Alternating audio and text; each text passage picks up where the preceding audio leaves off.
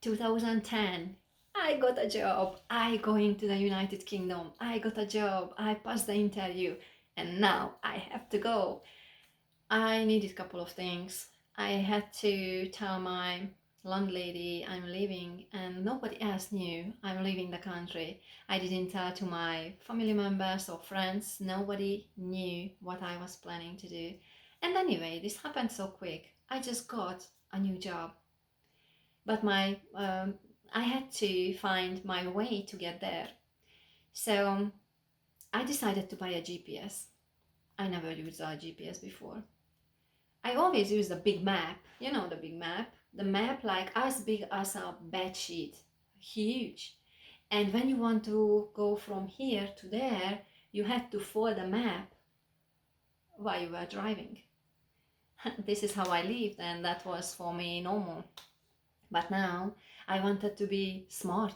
I needed a GPS. I heard about GPS, but I never ever used before. Never had a chance, or I never saw anyone who used a GPS.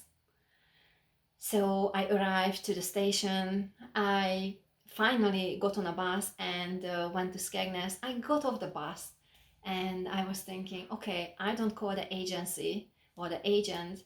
I will find my way to the place, to the address I got. I have a GPS.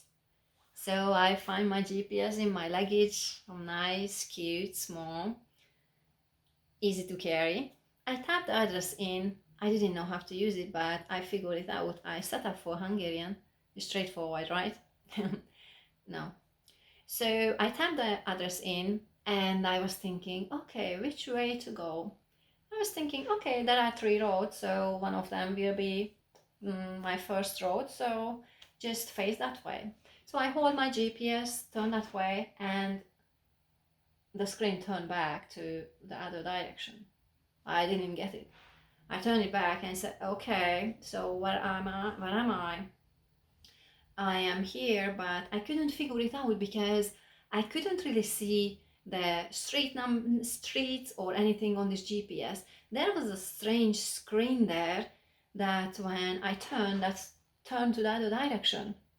I never used the map that way. When I had this big map, I knew that, okay, if I have to go on this road and I was out of the car or I just was walking, I just turned to that direction and said, okay, so this is the road, and after maybe the 10th road to the right, I have to turn. But this GPS, when I turn, is turned. I didn't stand there. That was horrible because I didn't get it. And I couldn't find a way. I didn't even know where I was on this screen. I couldn't figure it out, just a street name. So finally I gave up. I was angry with this GPS. I threw it in my bag and said, okay, I cannot do this way. But I decided to choose one road. So I just decided to go on a right and let's see what happened. I still didn't want to call the agent because I worried about my English and about I won't understand him. When I pulled my luggage, it felt heavier and heavier.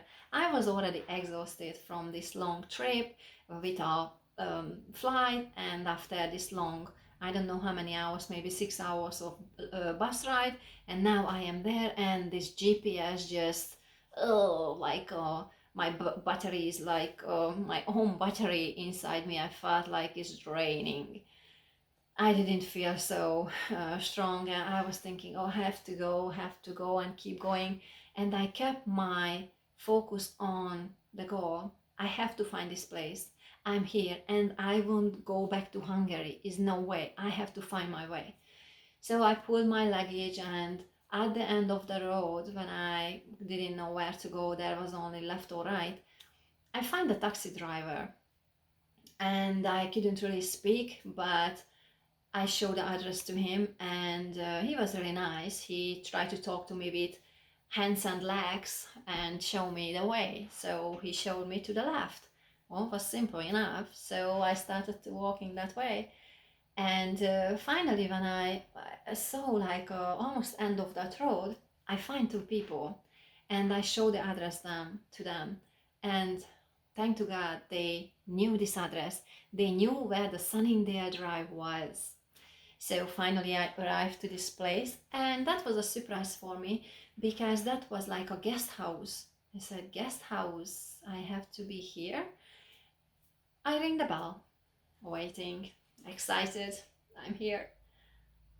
Ring the bell again, nothing happened. I waited there, started to be really anxious. And when third time I ring the bell, somebody at the second floor is just look at out and asked something from me. I didn't really understand what she was saying. Finally, somebody came out, and I tried to explain I am a new worker and I'm here, and I through the agency, so I will start to work soon. And they had no clue who I was and why I was there. Nobody told them. Then I was really worried. Like, what? Maybe this is really a fraud thing, and maybe this is just a scam. They took some money from me and they let me to buy my own flight ticket and go end of the other side of Europe, and just like dump me out and they get the money, or what? And I worried a lot.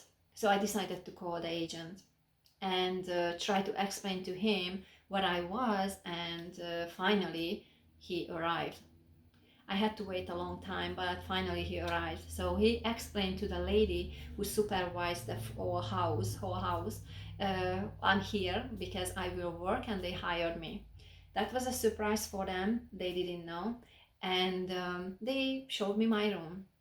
I carried my heavy luggage to the top floor. That was really heavy. I smell this musty smell, and this the stairs were like cracking with every single steps, like, and I find myself in a tiny room that was like 8 feet by 8 feet or 10 by 10, really tiny, and there were stuck in two bed, like twin beds, like even looked like small bed, like almost like kid beds. And there was a lady who was sitting, and she was suspicious, looking at me like, who are you and why are you here? And I didn't know what to really say, because they told me this is my room and there is another lady. And my agent told me when I arrived to this place, I can have a single room, I can choose. But wasn't true. That wasn't true. He didn't know that. Later on I figured it out. He didn't know there was only one single room in that whole house, and was already occupied. Usually 2 or 3 people shared a little room, and this is how they lived. This is how people from abroad, they gathered together, or they put them together, and they went to work in the next day. So this happened to me too, and that's a other story what happened after that. But what I learned from this story, sometimes when we think we were prepared, obstacle can arise. At the previous day, I was thinking I'm not well prepared at all. I'm not prepared for speaking in English. I'm not prepared for doing the interview. But I passed the interview. And then I was thinking now everything will be easier. And I was thinking I was well prepared. I bought a GPS. That was useless. I couldn't use it. I couldn't make it working. Later on I figured it out. What I saw on the screen, that was a demo. And I didn't pull out this GPS again for about 1.5 years. I didn't really look at it because I was so mad about this GPS.